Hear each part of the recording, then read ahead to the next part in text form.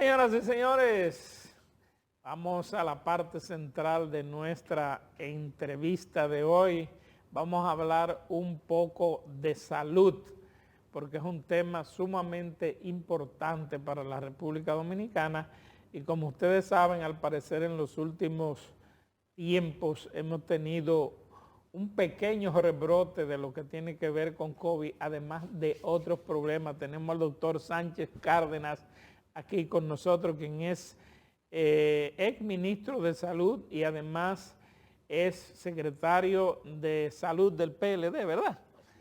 Así es que, muy buenos días, doctor. Bueno, buenos días a ustedes y gracias por la invitación.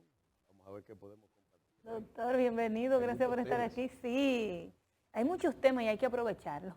¿Sabe que Salud y político. al doctor yo lo llevaba en el corazón Ay, sí. cuando la pandemia?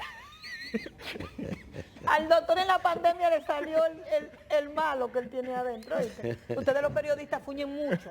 Yo hasta le daba la razón ya cuando le hacían todas esas preguntas extrañas. Es que era una situación, el tema pandemia no se conocía, era desde cero, era un día a día que había que vivirlo. Y miren qué bueno que Daniel toque el tema, porque justamente no tenemos pandemia, pero tenemos COVID.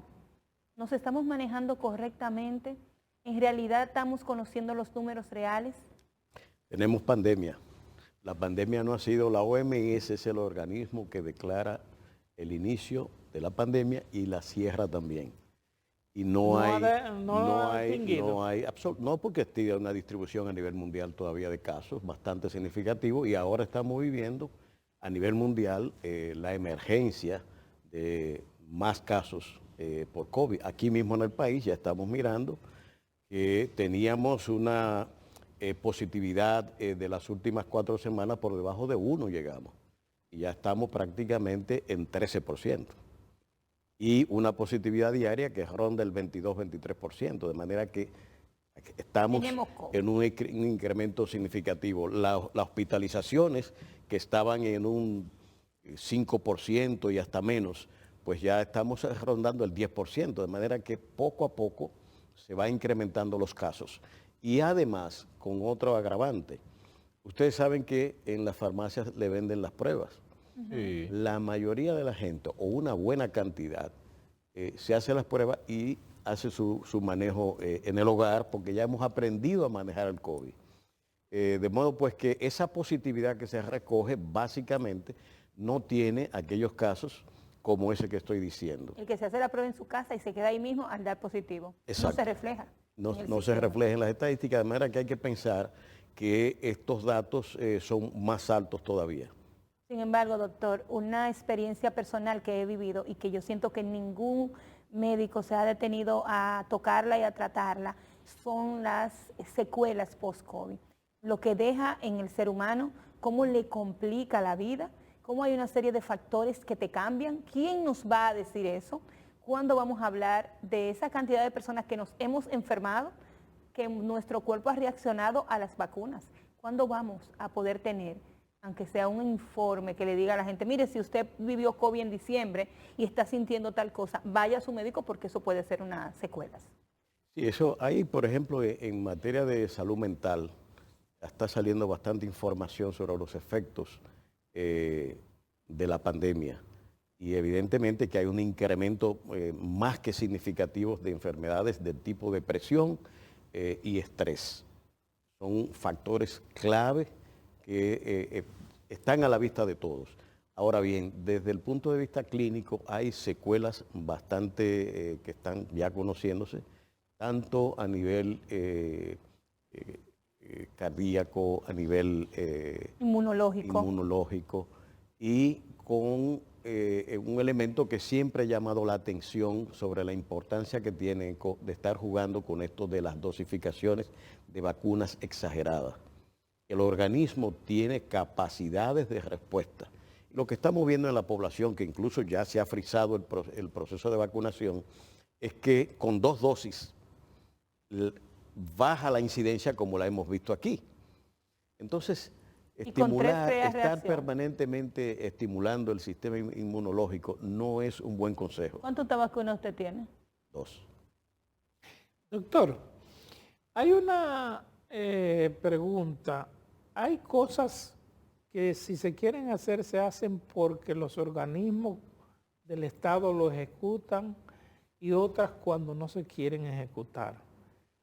El Consejo de Seguridad Social tenía 6 meses que no se reunía, pero después que se reunió, emitió 2 resoluciones, entre ellas una en la que autoriza a pagarle la prestación a las personas convalecientes de más de 60 años que se inscribieron hasta los 44 años en la seguridad social, en las AFP.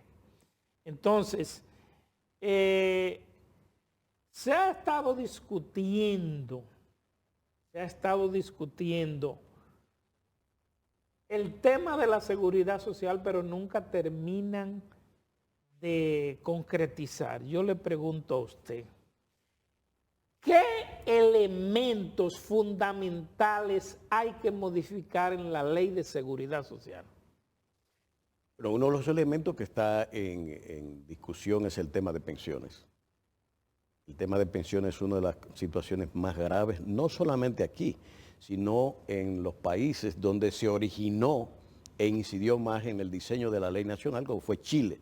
Y el otro es Colombia, que en este momento también está bajo cuestionamiento, de manera que este es un tema capital, incluso por los niveles estimados que va a tener alguien que se pasa años cotizando y al final termina recibiendo una pensión que puede ser de 15 o 20 mil pesos. Pero hay otro tema ahí que es de que las altas comisiones que reciben las aseguradoras. Es que hay varios temas ahí que desde mi punto de vista hay que tomar en cuenta. O sea, las altas comisiones es un factor a tomar en cuenta, pero también está una derivación de ese gran volumen monetario que genera la seguridad social, que son manejadas, digamos, y pagadas, porque buena parte de los fondos entran a una AFP, pero lo depositan en el Banco Central. Y entonces cobran una comisión por algo que el Estado no tiene que pasar por un banco para eso, sino que la AFP depositen en el Banco Central y no tenga que haber comisiones bancarias tampoco para eso, porque es unos fondos del Estado social, por alguna manera. ¿Por qué hay que comisionar para depositar en el Banco Central? No. Usar lo que yo pienso que puedo usar según la demanda del mercado, hago un negocio con ellos, pero también estoy percibiendo por los fondos que están en el Banco Central. Yo creo que aquí hay cosas en ese sentido que hay que regular. En términos de salud, está el tema indefinido que está en la ley de atención primaria. Y es uno de los grandes desafíos para el cambio estructural del Sistema Nacional de Salud. Yo recuerdo que mientras la atención primaria no se convierta en el eje fundamental de acción del sistema de salud, vamos a tener estos problemas que estamos mirando ahora. No tengo la menor duda de eso. Yo recuerdo que en su gestión como ministro de Salud Pública, usted trató de impulsar el tema atención primaria. ¿Qué está pasando? ¿Cómo usted valora el desenvolvimiento en estos años de ese plan que a todos los galenos con los que hablamos sitúan como algo nodal para el desarrollo y la eficiencia del sistema de salud? La atención primaria tiene un enfoque de prevención y promoción de la salud. Tiene un enfoque de cercanía de la prestación con la población. Y eso es fundamental. Ese sistema tiene que ir necesariamente con una organización de delimitación territorial y delimitación poblacional. ¿Qué significa eso? Que una unidad de atención primaria, usted le tiene que decir, estos 6 o 7 mil o 8 mil pobladores con tales cédulas y delimitaciones son la responsabilidad suya. No tiene que ocuparse de otra, que tiene que haber otra unidad de atención primaria responsable de esa población. Pero usted me va a responder a mí por esos 8 mil o 10 mil que usted tiene como responsabilidad. Y por tanto, tiene que haber un sistema de control informatizado que permita, mediante el expediente electrónico, tener las estadísticas suficientes para el control poblacional y saber si una unidad de atención primaria está cumpliendo el papel que se espera de ella para reducir el impacto en el segundo y tercer nivel. Y el enfoque hacia la prevención evitaría lo que ahora es norma, el enfoque del sistema en la enfermedad. Como estamos enfocando en una enfermedad, estamos simplemente para curar, no para prevenir. Más vale prevenir un accidente cerebrovascular que tratar con él, que siempre va a ser mucho más costoso. Por tanto, ese enfoque, por eso digo que tiene que venir de alguna manera si queremos que esto no implosione posteriormente, porque no hay forma de sostener mercantilizando la salud y bajando la inversión en salud. Hay que invertir más en primer nivel y en la atención primaria. Pero hay una cosa que la gente siempre se queja, doctor.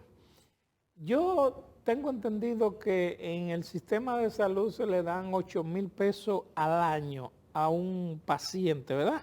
Dentro de la seguridad social. ¿Cuál debía ser el mínimo que debía tener una persona como promedio de gasto anual en medicina? Eso varía mucho, pero el tema es que eso es un seguro y le establece un tope. Usted saca un seguro. Pero ese tope no da para No nada. da para nada. Por eso es que uno de los componentes de esta reforma que hay que hacer tiene que ver con medicamentos, porque cerca del 50% del costo de salud es la medicina. El alto costo de la medicina. Y Entonces, es el dolor, el dinero si más doloroso para gastar. Exactamente. 8,000 pesos, evidentemente, en pacientes que tienen enfermedades crónicas es insuficiente. Un hipertenso. Y hoy día, ahora ha subido esto cerca de un 50% los costos de medicina. Entonces, pero subió los 8,000 pesos. No ha subido. No. Entonces se va creando cada año con una inflación de 5, 7%, va bajando esos 8,000 pesos, ya no son 8,000, son menos. De manera que ese sistema tiene que enfocarse hacia una política de medicamentos de otra naturaleza, no lo que está pasando, porque se agrava con las incoherencias y la falta de planificación del gobierno. Ustedes ven el desabastecimiento que tienen las boticas y los hospitales, alto costo. Las filas, hoy usted mismo. ha tocado un tema del alto costo. Nosotros hemos recibido cantidades de denuncias de gente que no reciben los medicamentos de alto costo. ¿Qué es lo que está pasando ahí? Y háblelo con propiedad, que será en su gestión, el alto costo fue su éxito. Nosotros, mire, ¿qué dicen ellos, el gobierno? Que es problema de la ley, que la ley retrasa la adquisición de los medicamentos, que es muy compleja, etcétera. Esa es la ley y nosotros trabajamos con ella. Ahora, si un proceso se toma 2 meses, 3 meses, ¿qué es lo que nosotros hacíamos? Que iniciábamos antes. Comiéncelo antes. Porque nosotros sabemos, ellos saben y lo sabe el gobierno. La cantidad de personas que necesitan. Y el inventario está ahí. Entonces, ¿cómo me van a decir que si usted tiene un inventario que proyectado a la demanda mensual que tiene, no va a hacer una previsión de iniciar una licitación con tiempo para que no ocurra lo que está pasando ahora? En agosto llegarán los medicamentos de alto costo. Mientras tanto, las denuncias y de gente que se está muriendo está a la orden del día. Las boticas desabastecidas, los propios hospitales, señores. ¿Cuánto era? Era 3.500 millones anuales. 2.800, 2.900 cuando En estuve alto costo. ahí. En alto costo. Sin embargo, alto costo hay que decir que en su momento fue dirigido por una señora muy humana, creo que Giselle, ¿verdad? Giselle era una mujer que a estos pacientes con condiciones y a sus familiares le hacía actividad. Cuando usted llegaba, usted recibía té, recibía café, música. Le llevaba músico para que esa gente en ese momento tan doloroso pudiera encontrar un poquito de alegría. Claro. Y eso no se ve. Alto costo es una parte muy sensible de la salud. Totalmente. Yo tengo y conozco gente que está pasando mucho trabajo por los medicamentos de alto costo. Doctor, hay una cosa que nosotros no podemos dejar pasar por alto. A usted se le ha estado bailoteando y se le ha estado mencionando. El PLD parece ser que está muy activo a nivel nacional, juramentando gente, según informan ellos, por todos los lados, más las actividades de los precandidatos o de los aspirantes, como es realmente. Pero a usted se le ha mencionado como un posible candidato a senador. Bueno, nosotros estamos inmerso en el trabajo de organización y desarrollo del PLD, en el campo de la Secretaría de Salud y en el campo político también. El PLD ahora, yo pienso que todos estamos sorprendidos con la receptividad de la gente. Contrario a la línea política comunicacional del gobierno y sus aliados, que buscan estigmatizar al PLD y no a aquellos que son señalados, porque al fin y al cabo estos procesos judiciales tienen que ver con personas, no con razones sociales. Pero el interés político pues conduce a ese tipo de cosas. ¿Qué estamos mirando? Que la gente está mirando para atrás. Entonces, al mirar hacia atrás y comparar esta situación... Pero acuérdese que mirar atrás es verlo todo. Pero nosotros estamos de acuerdo. Cuando uno habla de amor, no puede mirar para atrás, doctor.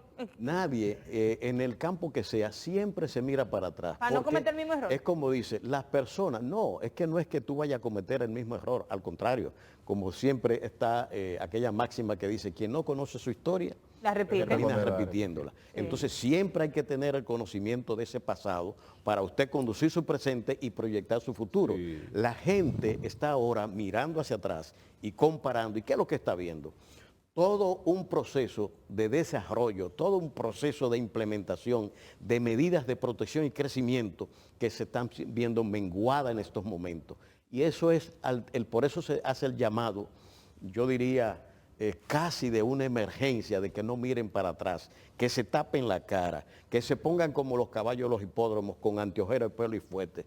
Para adelante nada más, pero lo que esto está proyectando es cada vez peor. Entonces, el PLD, ante esa situación que la población está viviendo, está, digamos que asombrado, y se ven las manifestaciones que acompañan a nuestros precandidatos presidenciales, recibiendo gente, porque la borrachera que condujo a la victoria de este gobierno pasó. ¿Cómo así? Y ahora lo que llega es la resaca. ¿El humo pasó? Y esta resaca está llevando a la gente a darse cuenta de que fueron emborrachados y lo que viene ahora y se está dando es ese retorno de la gente al cauce que está pidiendo, de que busca protección social, busca crecimiento económico, busca desarrollo. Fueron 20 años que transformaron este país. Cuando el doctor Balaguer le entregó al PLD, el presupuesto nacional eran 22.000 millones, señores. Estamos en 1 billón. ¿Quién hizo eso? ¿Quién hizo todas las carreteras de este país? ¿Quién empujó el desarrollo empresarial de este país hasta convertirlo en una potencia regional? El turismo nacional. Cuando Danilo Medina dijo que íbamos a 10 millones, la gente dijo, pero estamos en 4,5. Mírelo ahí.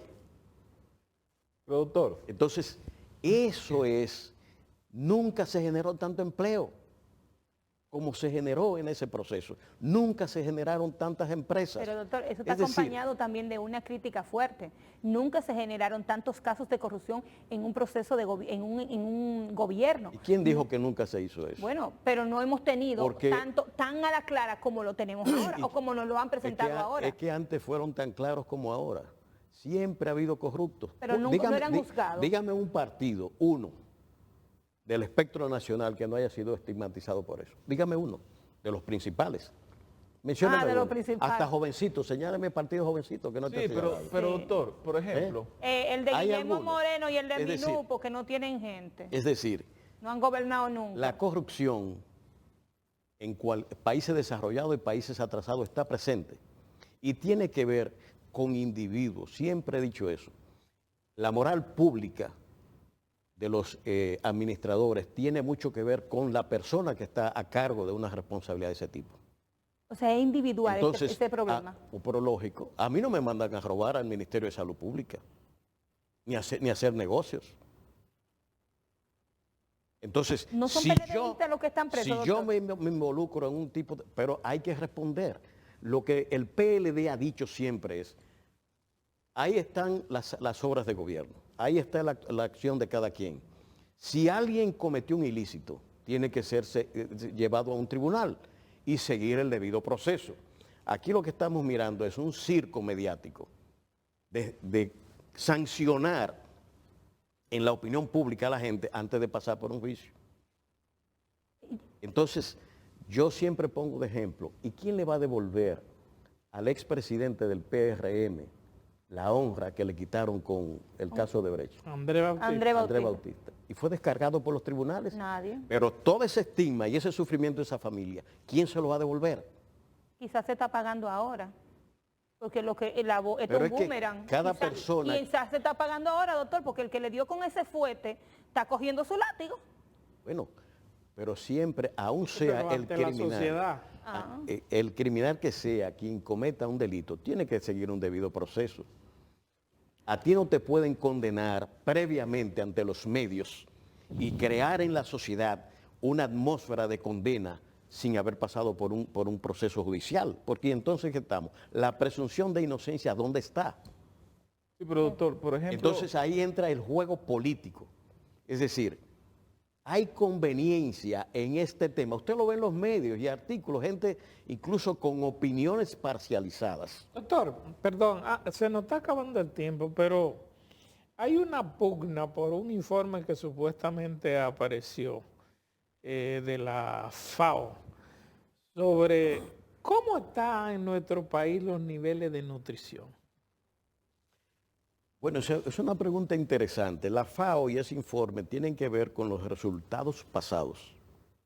Oh, Es decir, O sea, actualmente no se ha hecho. decir, por ejemplo, que la política del gobierno y en un momento de inflación más donde los consumos poblacionales bajan, son el resultado de ahora, eso es impensable. La nutrición necesita unos procesos desde el punto de vista social como para la expresarse. educación. La educación nutricional, todo ese tipo, y el acceso a proteínas y alimentos. ¿Por qué nosotros bajamos del 2012 al 20 de 43 a 21% la pobreza nacional? Eso es un portento. Un portento. Y esos estudios se basan en ese efecto. Bajar de un 12% a 2.9% la pobreza extrema, eso es algo extraordinario. ¿Por qué se da? Mejores ingresos, comida barata, asistencia social, más inversión en educación, desayuno, almuerzo y merienda escolar. Un estudio que publicó Educa alrededor del año 19 por ahí, ya se veía los efectos de esas modificaciones y tan extendidas en la alimentación, de los componentes sociales de la educación que habitualmente no se trataban. ¿Cómo cuáles? El abandono escolar. Bueno, si yo no tengo uniforme, no tengo zapatos, no tengo libros, Ni me van a dar comida. y además tengo hambre. Se daban eso. Entonces el abandono empieza a remitir cuando te doy los libros, te doy los zapatos, te doy los uniformes, te doy desayuno, Comida. y quito de en medio esos factores sociales para que el muchacho pueda concentrarse en el proceso de enseñanza-aprendizaje. Y los padres y puedan mejorar. producir. Y además el efecto social en el hogar. Cada jovencito de eso o cada niño que llega a una escuela de esta estaba recibiendo en especie 7,000 pesos. Esos son ingresos, porque no tengo que cocinar, pero tengo tiempo para buscar trabajo y más ingresos, Cada niño salía 7,000 pesos, doctor. aproximadamente. ¿Y los informes de ustedes actualmente qué le dicen? Bueno, hay un aumento de 2 a 3% en la pobreza nacional. De 2 a 3%. Exactamente. Eso es mucho. Entonces, ¿qué significa eso? Pero lo estamos mirando, o sea, y fíjese que el elemento inflación es una de las penalidades más grandes que una población puede pasar, porque si usted compraba un pollo a 40 y lo está comprando a 100, usted tiene menos proteínas. Un huevo que costaba 5 pesos, ahora está a 10 pesos, usted tiene menos proteína, porque ¿qué hacen las familias de bajos ingresos? Compra menos huevos, compra menos pollo, y por tanto la familia está consumiendo menos proteínas. Es decir, esos son los elementos que tienen que ver con la nutrición. Sin embargo, y es bueno decir esto, en sentido general, la República Dominicana pasó de un país de ingreso de bajo nivel de desarrollo a un país de desarrollo medio. ¿Qué significa eso que estoy diciendo? Reducción de pobreza, aumento de ingresos, mejora de la inversión en educación, mejora en todos los sentidos. Eso significa que se puede ver la mejora histórica de los niveles nutricionales en el país. Cuando yo me gradué de médico, una de las consultas más frecuentes era desnutrición. Esos niños panzones, llenos de parásitos, etcétera, No y desnutridos. gordos. Había un síndrome de kwashiorkor, señores, que eran típicos de esa desnutrición. Y la Angelita vivía llena de ese tipo de niños. Doctor, se nos Pues acaba eso el pasó. tiempo. ¿Por qué? Porque ya usted no lo ve. Gastroenteritis no la ve porque mejoramos el agua potable, que era una de las vías de conducción para que tuviéramos toda esa gastroenteritis. Es decir, fíjese que cómo impacta la salud, mejora el agua potable, mejora el ingreso de proteínas y alimentos, mejora el ingreso familiar, mejora de los servicios sociales. Eso es lo que ha producido que saltáramos de bajo nivel de desarrollo a un segundo Por nivel. eso es que se mira para atrás. Eso es lo que hay que sostener. Gracias. Y por eso no se quiere que miremos para atrás. Gracias, doctor Sánchez Cárdenas, por estar con nosotros en el día de hoy. Señoras y señores, nos vemos mañana.